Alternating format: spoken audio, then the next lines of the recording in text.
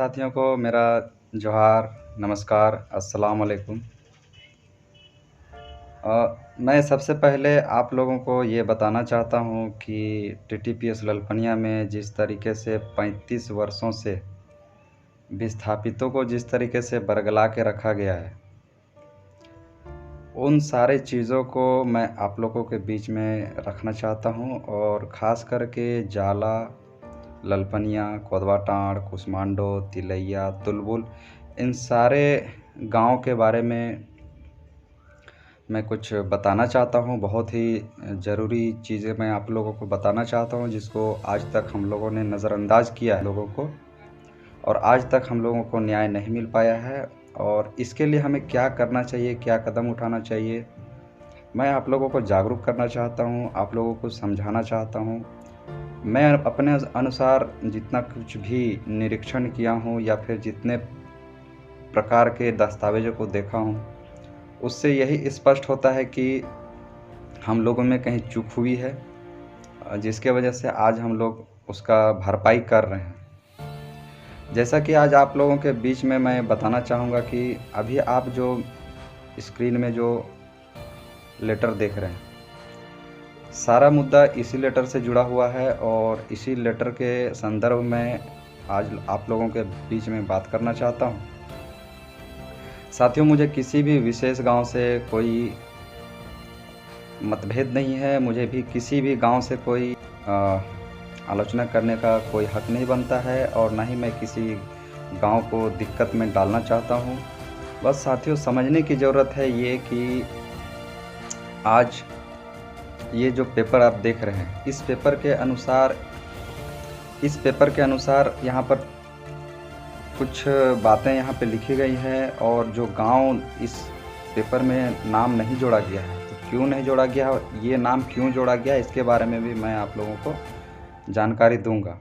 लेकिन आप ऐसा सोचें, ऐसा समझें कि मैं जो कुछ भी कर रहा हूँ, आसपास के जितने भी गांव टीटीपीएस परियोजना से, तेनूघाट थर्मल पावर स्टेशन से प्रभावित हुए हैं, उन सारे गांव की भलाई के लिए बात कर रहा हूं और आप लोगों को समझाने की कोशिश कर रहा हूं। आप मेरी बातों को समझेंगे, हम एक मजबूत ताकत बनकर उभर पाएंगे।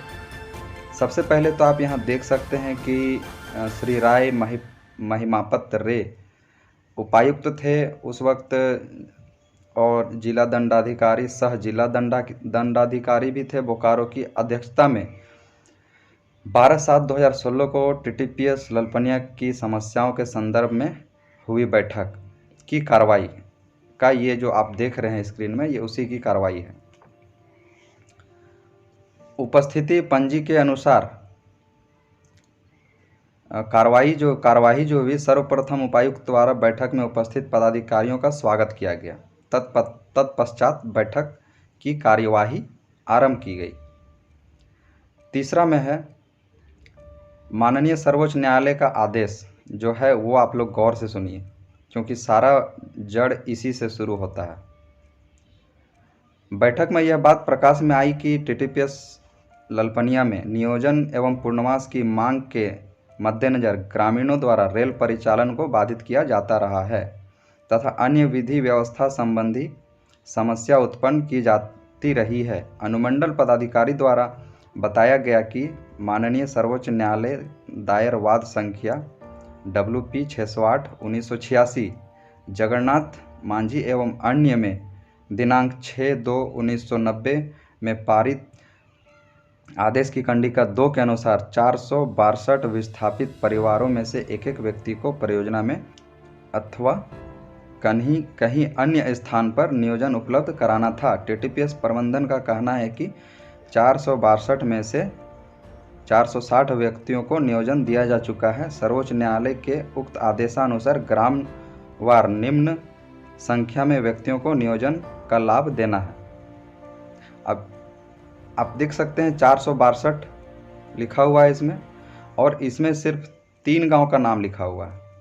ललपनिया को 194 नियोजन देना है, जाला को 254 नियोजन देना है, कोदवा टाँड़ को 14 नियोजन देना है। टोटल मिला के 462 होता है।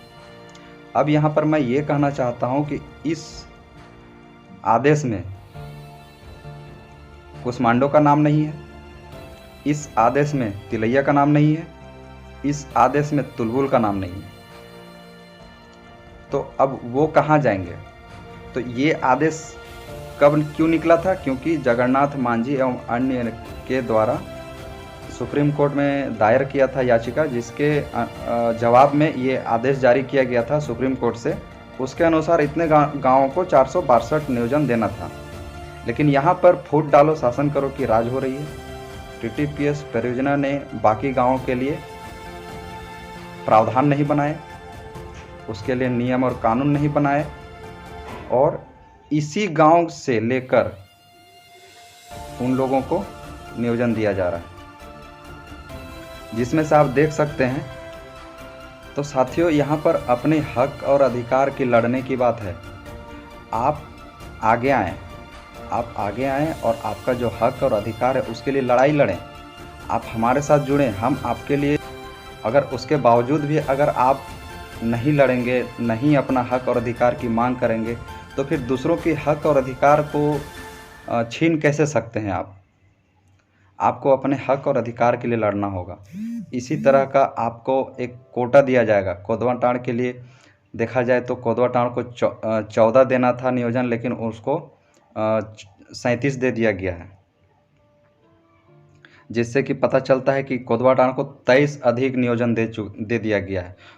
14 से ऊपर का कोई कोटा नहीं है। तो अगर आप उस लायक हैं, उस पर आपका अधिकार बनता है, तो आपके लिए कोटा बनना चाहिए।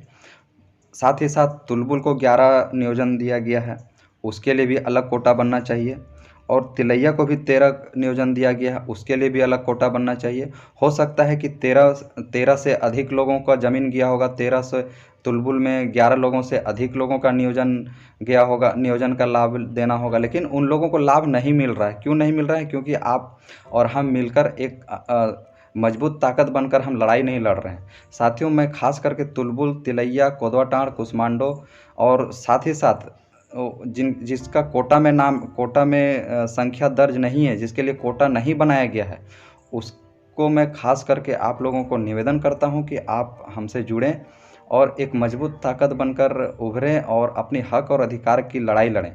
अभी यहाँ पर ये हो रहा है कि मैं जिस मुहिम को जो छेड़ा हुआ हूँ, मैं जाला और ललपनिया के मुहिम को छेड़ा हूँ। अभी प्रबंधन कहती है कि 462 में से 460 नियोजन प्रबंधन ने दे चुका है। तो दे चुका है भाई, तो वो किसको किसको दिए हैं? वो आप लोगों को दिए हैं। आपका हक बनता है, इसलिए आप लोगों को दिए। लेकिन आपके लिए कोई कोटा नहीं बनाया गया है, आपके लिए कोई संख्या निर्धारित नहीं की गई है। और वो संख्या निर्धारित करना बहुत ज़रूरी है। इसलिए ज़रूरी है क्योंकि आपकी संख्या निर्धारित नहीं होने की वजह से वो संख्या हमारे जाला और ललपनिया के संख्या में उसे जोड़कर ये बताया जाता है कि 460 नियोजन दे दिया जा चुका है। लेकिन हम इस चीज़ को मानने के लिए 23 को जो एक अधिक जो 23 जोड़ा गया है, उसको 462 में जोड़कर उसको बढ़ाना चाहिए। साथ ही साथ तुलबुल को दिया गया है 11, तो उसको और जितना चाहिए उसका कोटा बनाकर उसको भी 462 में जोड़ना चाहिए। और तिलैया को दिया गया है 13, तो तिलैया को और अगर देना है तो 13 प्लस और जोड़कर उसको 462 में जोड़ना चाहिए। तो हम देख सकते हैं कि हमारा संख्या 462 से कितना बढ़ सकता है। अगर हम और आप मेहनत नहीं करेंगे, हम और आप इस बात को नहीं समझेंगे, तो हमें और कोई नहीं समझाने के लिए आएगा। आज यहाँ पर 35 सालों से राजनीति चल रही है।